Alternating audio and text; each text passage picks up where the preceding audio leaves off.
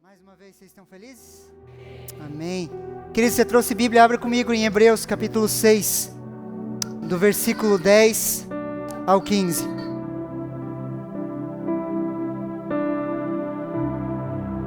Carta aos Hebreus, no capítulo 6, do versículo 10 ao 15. Estava fazendo devocional, lendo Hebreus, queridos, e de alguma forma esse texto saltou aos meus olhos mais uma vez.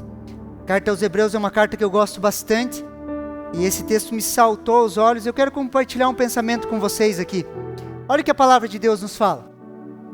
Porque Deus não é injusto para se esquecer do trabalho que vocês fizeram e do amor que mostraram para com seu nome, pois vocês serviram e ainda estão servindo aos santos. Desejamos que cada um de vocês continue mostrando até o fim o mesmo empenho para a plena certeza da esperança, para que não se tornem preguiçosos, mas imitadores daqueles que pela fé e pela paciência herdam as promessas. Pois quando Deus fez a promessa a Abraão, visto que não tinha ninguém superior por quem jurar, jurou por si mesmo, dizendo: certamente eu o abençoarei e multiplicarei os seus descendentes. E assim, depois de esperar com paciência, Abraão obteve a promessa. Aleluia. Queridos, quando nós olhamos o contexto da carta aos Hebreus, a carta aos Hebreus foi escrita, queridos, para um povo que estava sendo extremamente perseguido. Eles estavam sofrendo violência, queridos, na sua vida. Por quê? Porque eram os judeus que se convertiam e eram perseguidos pelo próprio povo judeu, a ponto de eles perderem os seus bens serem tomados pelos da sua própria família. Eles perdiam os seus bens, estavam sofrendo perseguição e violência. E de alguma forma, queridos, eu quero trabalhar alguns princípios desse texto que podem nos servir de inspiração e até uma parte prática das nossas vidas. Olha o que o versículo 10 nos fala de Hebreus capítulo 6. Preste muita atenção aqui. Porque Deus não é injusto. Repete assim comigo. Deus, mais forte. Deus não é injusto para se esquecer do trabalho que vocês fizeram e do amor que mostram para com o seu nome, pois vocês serviram e ainda estão servindo aos santos. Queridos, Deus não é injusto. Pode parecer, queridos, uma afirmação simples. E talvez agora, nesse ambiente de unção, você fale: é assim mesmo, Deus não é injusto. Mas existem ambientes e circunstâncias, queridos, que nós passamos na vida, que dentro de nós, por causa de uma comparação, nós começamos a achar que Deus é injusto. Ah, pastor, da onde isso? Queridos, às vezes você olha para algumas situações e você pensa: nossa, parece que fulano de tal é tão favorecido. Parece que ele tem uma vida tão melhor do que a minha. Quando nós entramos nessa comparação, nós estamos de alguma forma, queridos, olhando para Deus e falando assim: ó, o Senhor é soberano, Criador dos céus e da terra, todo-poderoso, e o Senhor é injusto. Por quê? Porque eu comparo a minha vida com a das outras pessoas e eu me sinto injustiçado.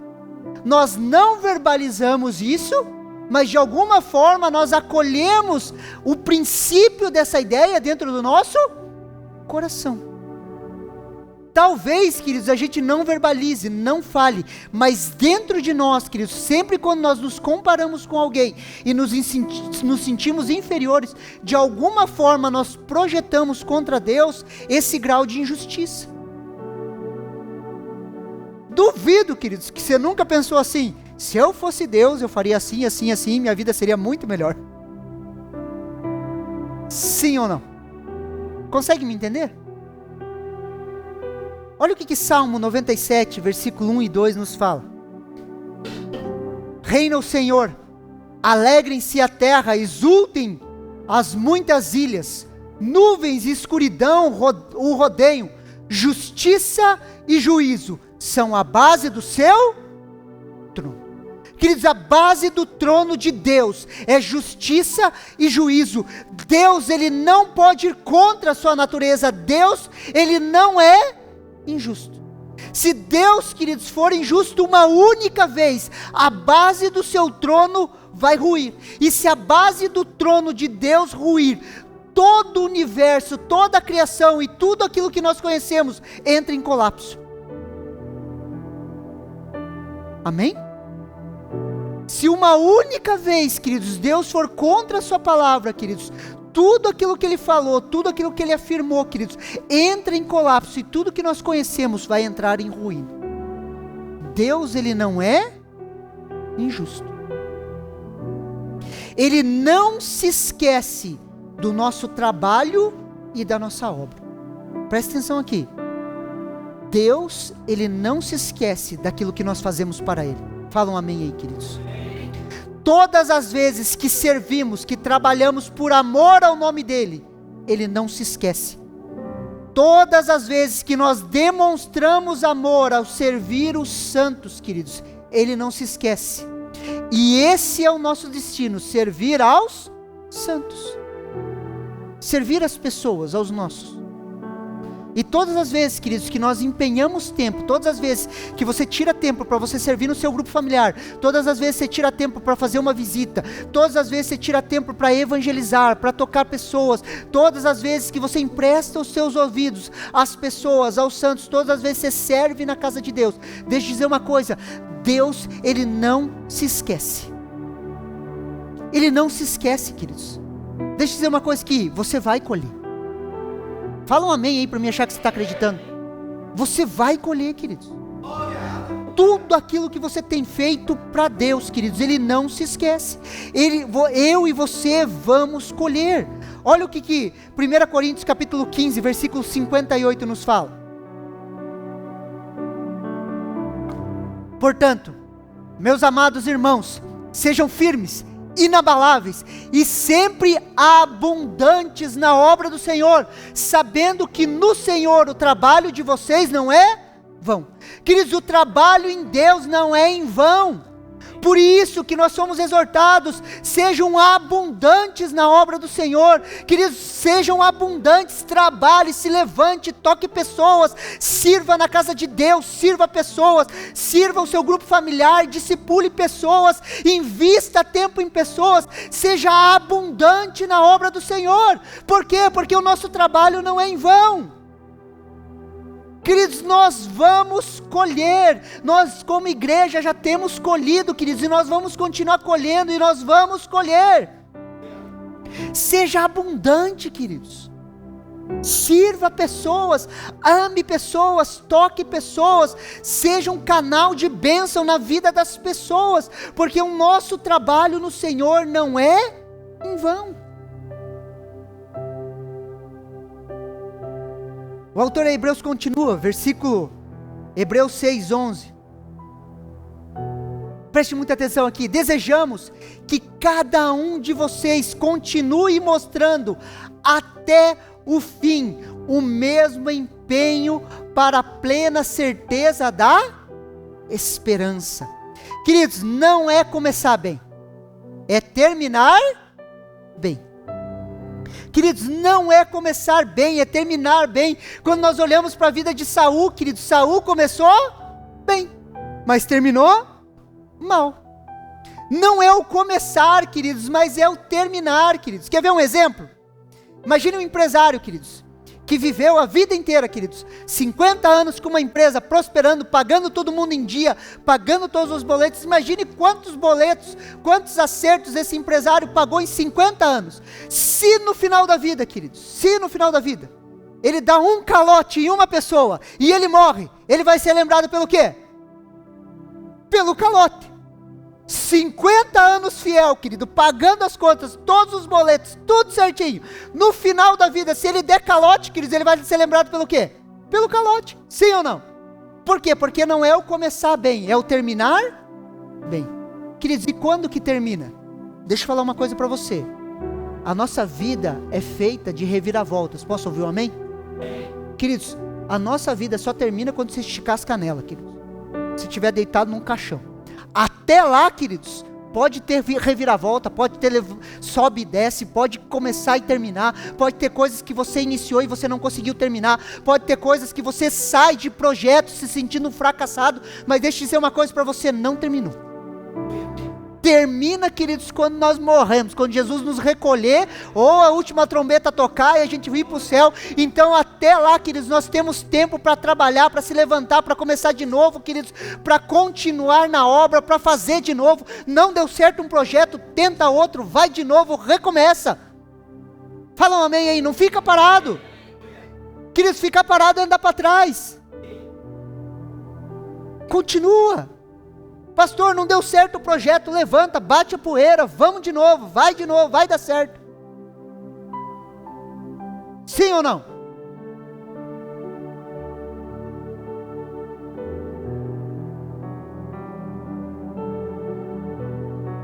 É que a gente acha que é tudo rápido, queridos. Não é, queridos. Não é, queridos. Tudo tem seu processo. Tudo tem seus altos e tudo tem os seus baixos. Um ministro do evangelho, queridos, um servo de Deus, um líder de grupo familiar, um pastor, não se forma, queridos, só com vitória. Sabe essa ideia assim, vitória, vitória. Isso não existe, queridos. Mentiram para você. Não existe, queridos. É alto, é baixo, queridos, às vezes a gente está lá na nuvem de glória, aleluia. Monte da transfiguração, Jesus, Elias, fogo, show pirotécnico, desce para baixo, endemoniado, ninguém expulsa o demônio e cão sai, não sai, fica, não fica. E Jesus olha, bando de incrédulo, até quando vocês vão ficar sofrendo? Você consegue me entender, queridos? É o terminar bem, queridos. E eu e você vamos ser fiéis até o fim. Nós vamos ser fiéis até o fim. Nós vamos chegar um dia, queridos, e vamos abraçar Jesus. Somos íntimos dele aqui, um dia nós vamos encontrar ele, vamos abraçar ele. E a gente vai falar, por que você não me deu uma força lá, aquela hora lá? Ele falou, eu dei, você que não percebeu. Queridos, por quê? Porque só termina, queridos, quando eu e você encontrarmos a Jesus na glória. Até lá, queridos, senta, descansa, se precisar chorar, chora, depois levanta e vamos de novo. Queridos, quando nós falamos de igreja, queridos, você acha que tudo dá certo da primeira vez? Não, queridos.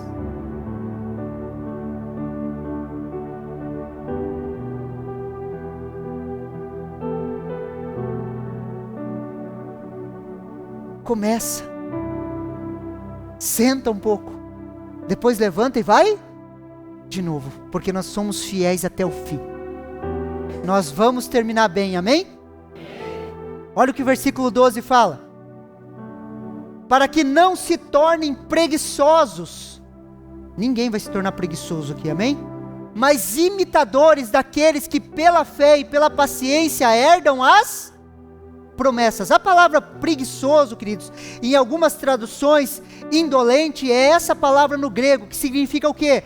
Lento, moroso, preguiçoso, indolente, longuido. O que é a palavra indolente? Preste muita atenção. Indolente, queridos, é que não é doloroso, é indolor, o que não sente dor física. O que ele está querendo falar aqui, queridos, é que essas pessoas, ele está alertando para que nós não nos tornemos preguiçosos, ou não nos tornemos indolores, queridos. O que é isso? Não se tornem pessoas cauterizadas na sua consciência. Cauterizadas na sua consciência. O que é isso, pastor? Sabe aquele lance que as pessoas chegam a um ponto em que tanto faz como tanto fez? A pessoa se torna indiferente. Quando se cauteriza a consciência, nós nos tornamos indiferentes. Sabe qual que é o contrário do amor, queridos? Não é o ódio. O contrário do amor, queridos, é a indiferença.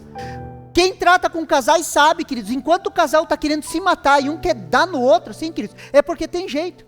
É de verdade, queridos, é porque tem jeito. Daí o pastor separa, quando você vai atender, você fala, tomara que não se pegar no soco. Daí é porque tem jeito. Porque o que acontece? Quando se torna indiferente o casal, queridos, acabou. A indiferença, queridos, é o contrário do amor. Aonde você passa, tanto faz como tanto fez. E o apóstolo Paulo está falando assim, não se tornem esse tipo de pessoa.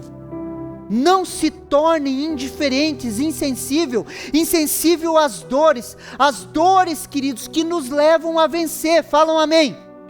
As dores, queridos, que nos levam a vencer. Se você pega a palavra vencedores são os que vencem dores. Se não há dor para ser vencida, queridos, é porque nós nos cauterizamos. Você está com dor dentro de você, sim ou não? Está doendo, está machucado, é por causa disso, queridos. Você vai vencer.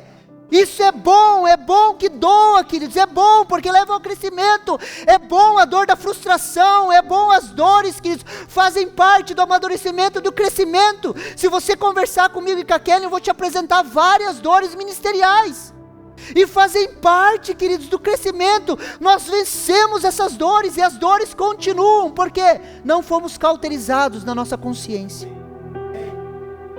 Se você está sofrendo por causa do ministério, se você está sofrendo por causa de pessoas, se você está sofrendo, faz parte, queridos, é assim mesmo. O grande problema é quando nós nos tornamos indiferentes. Lembra quando Jesus, no sermão escatológico de Mateus 24, ele faz uma pergunta: será que eu vou encontrar amor quando eu voltar? É uma pergunta. E lembra que um pouco antes ele fala que no fim dos tempos o amor de muitos se esfriaria? É sobre isso.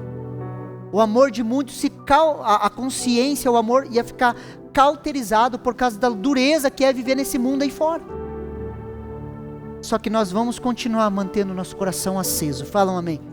Nós vamos ser esse povo do coração aceso.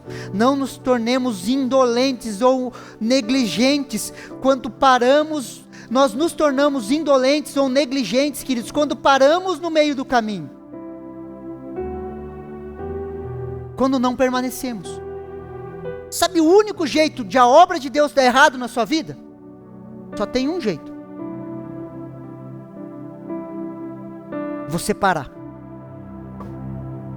A palavra de Deus fala em Provérbios que a vereda do justo é como a luz da aurora que vai raiando dia a dia até se tornar dia. A vereda do justo é como a vereda do justo é como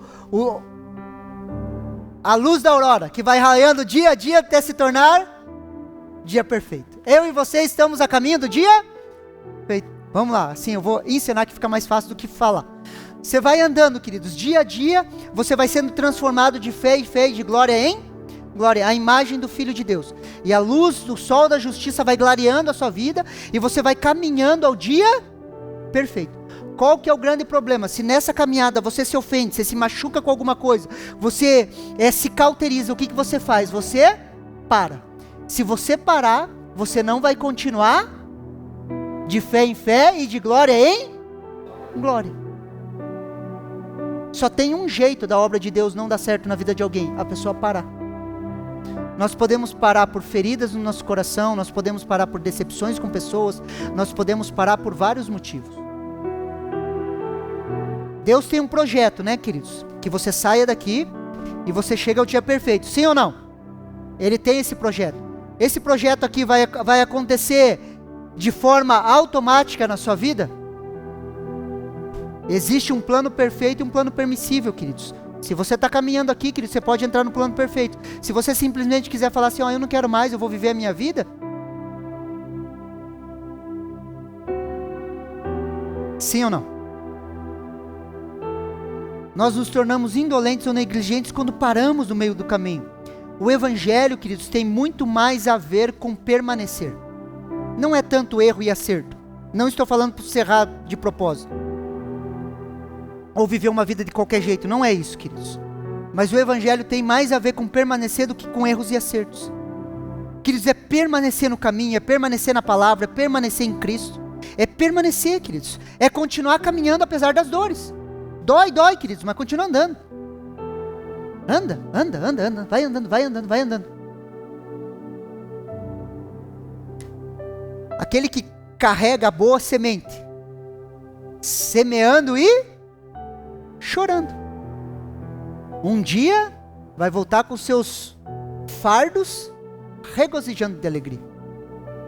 Deixa eu falar de volta para você, queridos, é para você mesmo, você vai colher.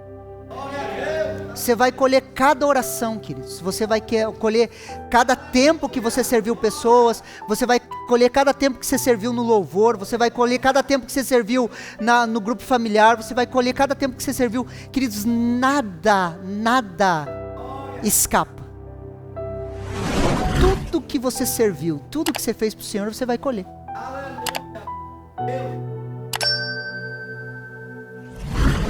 Mas imitadores daqueles que pela fé e pela paciência herdam as promessas.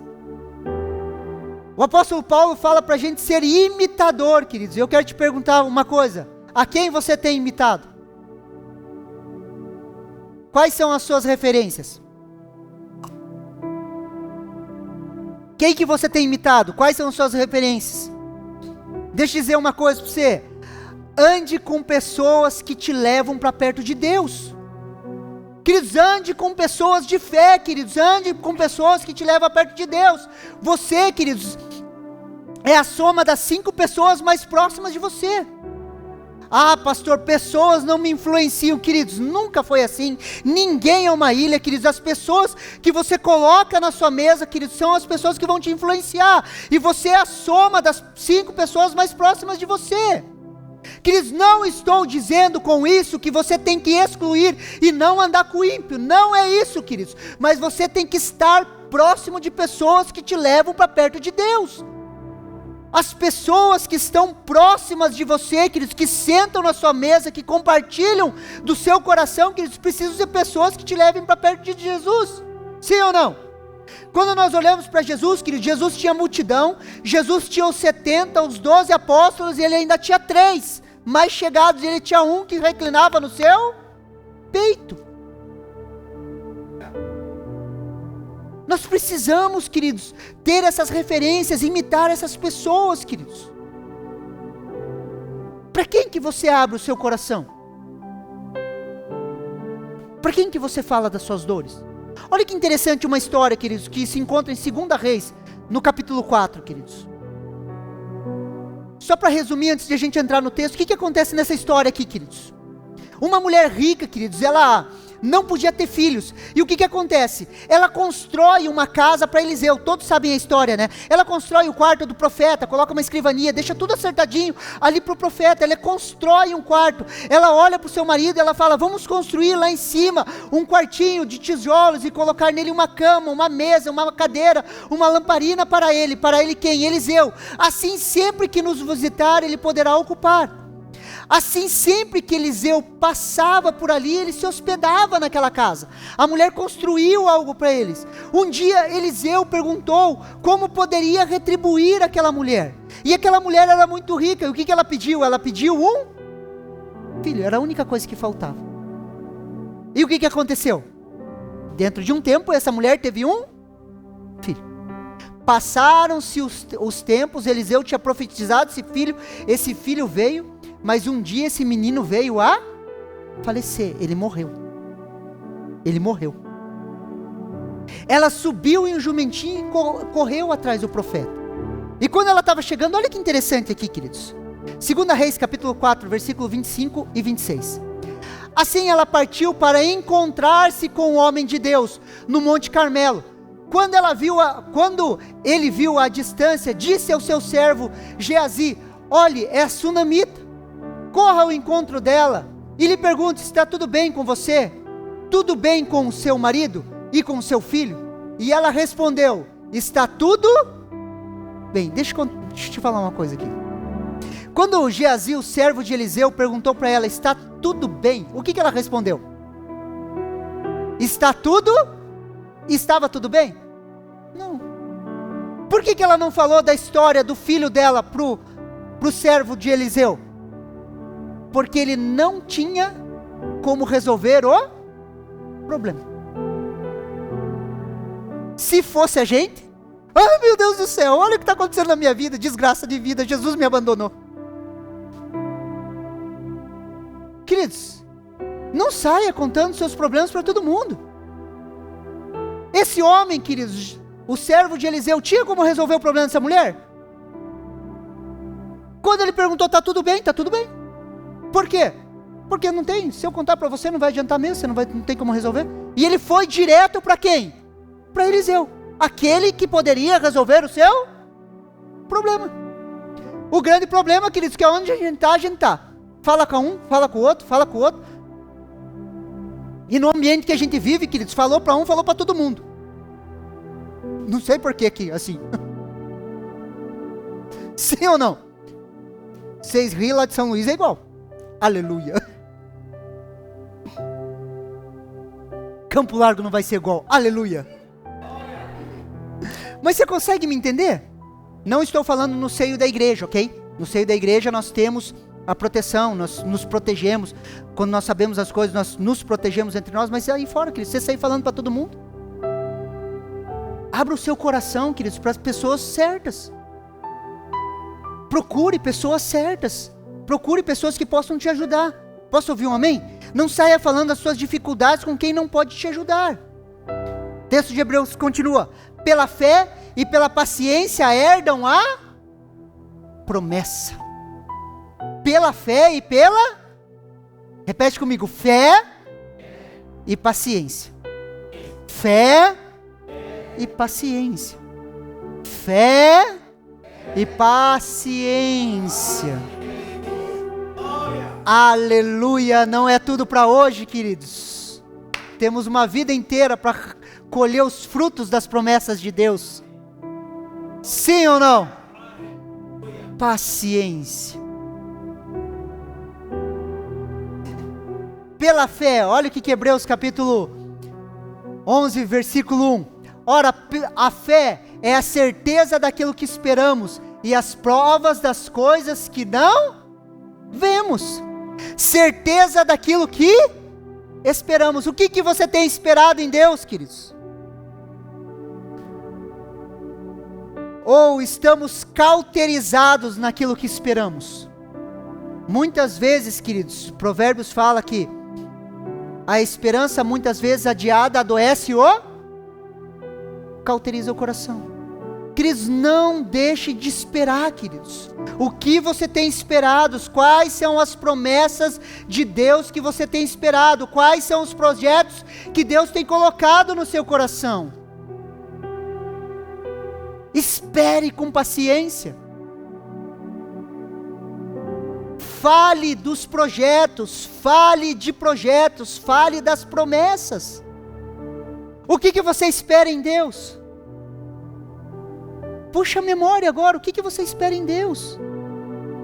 Comece a falar disso, como se isso já existisse. É assim. É assim. É dessa maneira aqui, ó. É assim.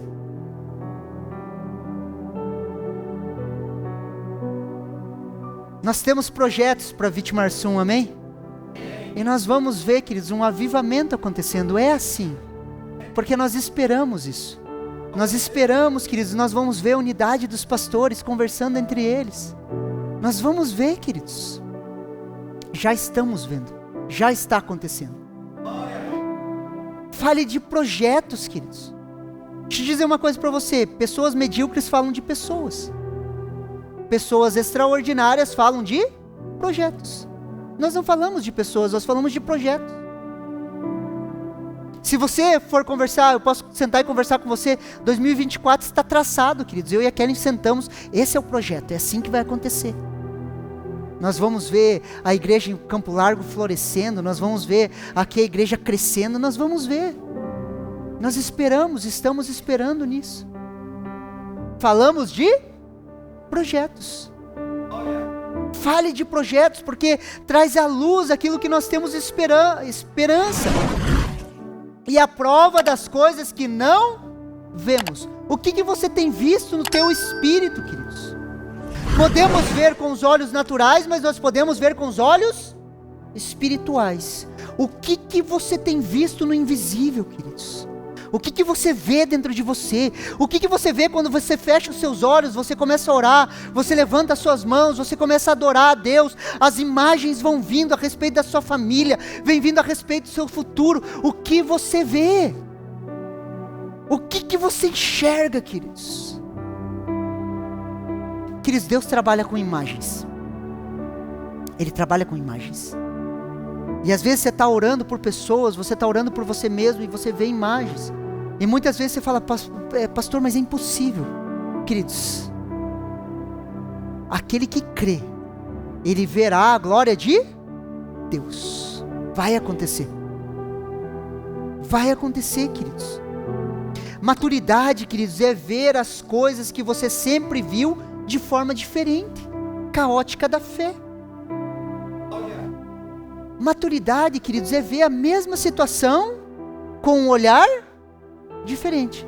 É olhar aquela mesma pessoa que você olhava, eu quero matar essa desgraça, com um olhar diferente. No começo, queridos, você olha assim, nossa, Deus podia jogar um raio na cabeça dela, né?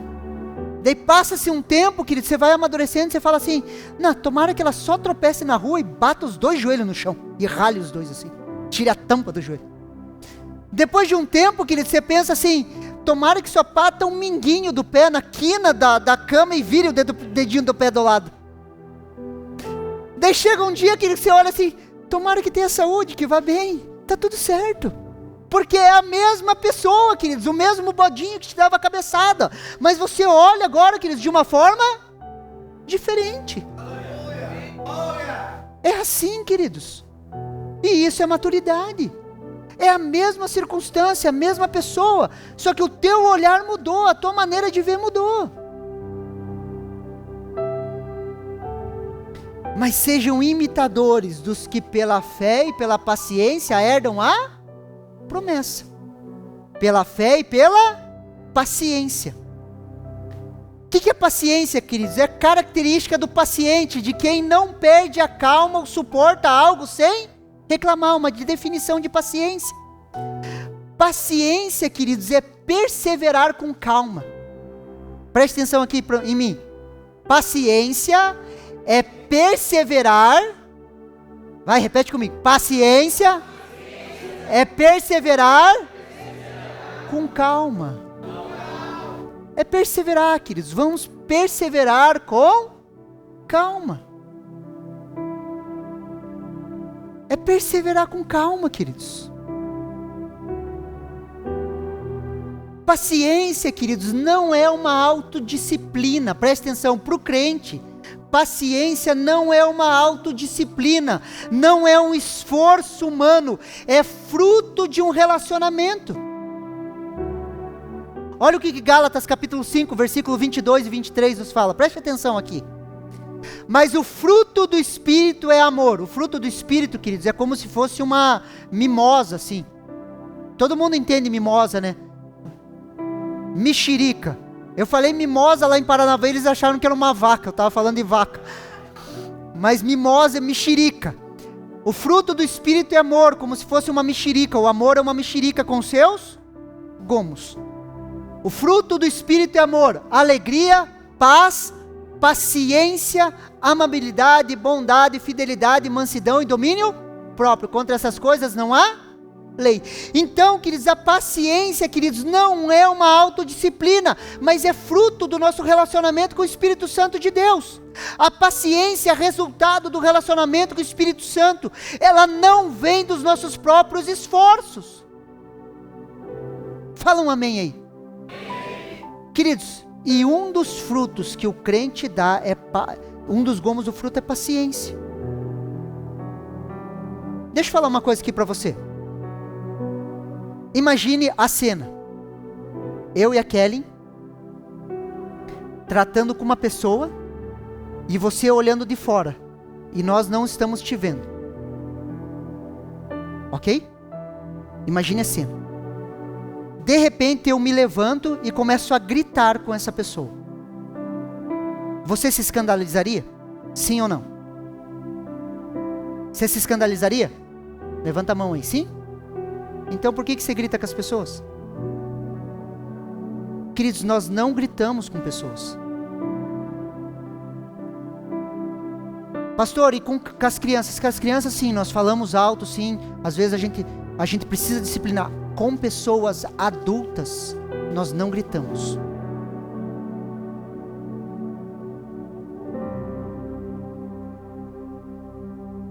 Ah, pastor, e se eu for empresário e for meu empregado? Pior ainda. Nós não gritamos e não perdemos a paciência com pessoas. Porque para o pastor você se escandalizaria, né? Qual que é a minha diferença diante de Deus para você? Aleluia. Pela fé e pela paciência que nós vamos herdar as promessas. Pastor, as promessas não estão vindo. Será que a fé está em dia? Tá, pastor, eu vejo. E a paciência? A cada grito você volta lá para o final da fila. Puxa, de novo, vai. Daí vai a fila, né? De paciência em paciência. Daí você está chegando na promessa, ô praga! Volta lá para o fim da fila. Daí você vai lá de novo. Nós herdamos as promessas pela fé e pela paciência, que é fruto de um relacionamento com o Espírito Santo de Deus. Queridos, alguma vez o Espírito Santo chegou para você assim, ô seu burro, por que você faz desse jeito? Nunca, né? Eu te conto que internamente, às vezes, eu tenho vontade de dar umas cadeiradas em uns, mas eu não posso, queridos. Daí o Espírito Santo vai me constrangendo, assim, segura aí. Não dá para fazer churrasco de ovelha. Sim ou não? Consegue me entender? E o texto continua lá, queridos, Hebreus capítulo 6, versículo do 13 ao 15. Pois quando Deus fez a promessa a Abraão, visto que não tinha ninguém superior por quem jurar, jurou por si mesmo, dizendo, essa palavra é para você, queridos, presta atenção aqui. Certamente eu o abençoarei e multiplicarei os seus descendentes. Certamente Deus vai nos abençoar e vai multiplicar os descendentes da Shalom. É nosso, queridos, isso aqui é para nós. E assim depois de esperar com paciência, Abraão obteve a promessa. Quem que gosta de esperar aqui, levanta a mão. Quem está dormindo, fala amém. Queridos, quem que gosta de esperar, queridos? Ninguém, queridos. Ninguém gosta de esperar, queridos. Esperança tardia adoece o coração, a palavra fala. Por quê? Porque nós não sabemos esperar. Sabe por que a gente não sabe esperar? Deixa eu dizer uma coisa para você. Sabe por que a gente não sabe esperar? Quando Adão e Eva estavam no Éden, queridos, eles estavam em um ambiente perfeito, sim ou não? Perfeito. Eles tinham tudo que eles precisavam. Tudo, queridos. Eles precisavam esperar alguma coisa? Não. O nosso DNA não é esse, queridos. Houve a queda, amém? O homem cai, contamina toda a humanidade. Há o plano de redenção de Cristo Jesus. Jesus morre na cruz, estabelece um novo período. Nós estamos nesse período de transição até a restauração de todas as coisas. Não foram restauradas ainda, estão sendo restauradas através da ação da igreja, queridos, em todas as áreas da sociedade, levando os inimigos de Jesus para debaixo dos seus pés. Nesse processo de restauração, queridos, as coisas não estão completas. Por isso que nos falta coisas. Só que nos falta coisas e nós temos o DNA do jardim, queridos, que era para hoje. Quando você olha para uma coisa, olha, queridos, você vê uma foto de uma criança passando fome, queridos. Dentro de você não te dá uma indignação falando assim, isso não é certo, isso está fora de prumo, está errado. Por quê? Porque é a nossa indignação daquilo que nós temos cravado no nosso DNA e daquilo que nós esperamos. Então nós estamos no meio, queridos, e no meio nós precisamos esperar, e nós não sabemos esperar. Somos, pela essa sociedade, movidos por resultado, sim ou não? Se você não tem resultado no seu trabalho, não adianta falar para o seu chefe, espera com paciência. Por quê? Porque nós esperamos resultados. Nós somos movidos de resultados. No mundo em que vivemos hoje, precisamos gerar resultados. E Deus está mais interessado nos processos do que no resultado. Esse que é o grande problema. Deus não está interessado no resultado das nossas vidas. Ele está interessado no processo. Ele não quer saber se as coisas deram certo ou deram errado da sua ótica. Ele está interessado no processo que você está passando. Por quê? Porque ele não vê o resultado final, queridos. Ele vê o processo. Nós somos movidos por resultados. E Deus, Ele é apaixonado por processos. E Ele não tem dó de ver você sofrer. Não tem, de verdade. Por quê? Porque são os processos. Queridos, eu e você não somos o fazer, nós somos o ser. Amém? Amém? Nós somos o ser. O processo trabalha o nosso ser. É o nosso ser, queridos, que está sendo trabalhado. Esperar, queridos, não é perder tempo. Até para o jovem, deixa eu falar para os jovens assim. Esperar um casamento, queridos, debaixo da bênção de Deus, não é perder tempo. Na verdade é ganhar tempo. Vocês vão nos evitar um monte de trabalho depois para querer consertar e arrumar besteira que vocês querem fazer na juventude. Mas vocês não vão fazer. Aleluia. Não é perder tempo, queridos. Não é perder tempo. Esperar em um casamento abençoado, se guardar sexualmente para o casamento, não é perder tempo. Não é perder tempo, queridos. Quando não esperamos em Deus, queridos, podemos tentar dar uma ajudinha para Deus, assim como Abraão fez. Estamos vendo a guerra entre Israel e Palestina, sim ou não? Filhos de Isaac e filhos de Ismael, uma tentativa de ajudar a Deus no processo. Traz problemas até hoje, queridos. E existem promessas para aqueles que esperam em Deus. Posso ouvir um amém? Olha lá, queridos, os versículos, alguns versículos. Salmo 37, 9. Porque os malfeitores serão desagarrados, mas aqueles que esperam no Senhor herdarão a terra. Você vai herdar a terra. Eis que os olhos do Senhor estão sobre os que o temem, e sobre os que esperam a sua misericórdia. Os olhos do Senhor estão sobre a sua vida. Fala um amém aí. Lamentações 3, 25. Bom é o Senhor para os que esperam por Ele, para a alma que o busca. Então Deus é bom sobre você. Por quê? Porque você espera Ele e a sua alma o busca. Salmo 147, 11. O Senhor se agrada dos que o temem e dos que o esperam nas suas misericórdias. O Senhor se agrada da sua vida. Posso ouvir um amém? O Senhor se agrada da sua vida, queridos. Podemos esperar em Deus e ver o cumprimento das promessas. Existem promessas para aqueles que esperam em Deus, queridos.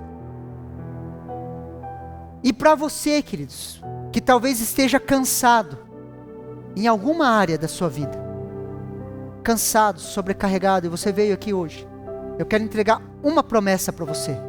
Isaías 40, 29 do 30 ao 29 ao 31. Deus dá força ao cansado e multiplica as forças aos que não têm nenhum vigor. Os jovens se cansarão e se fadigarão, e os moços certamente cairão. Mas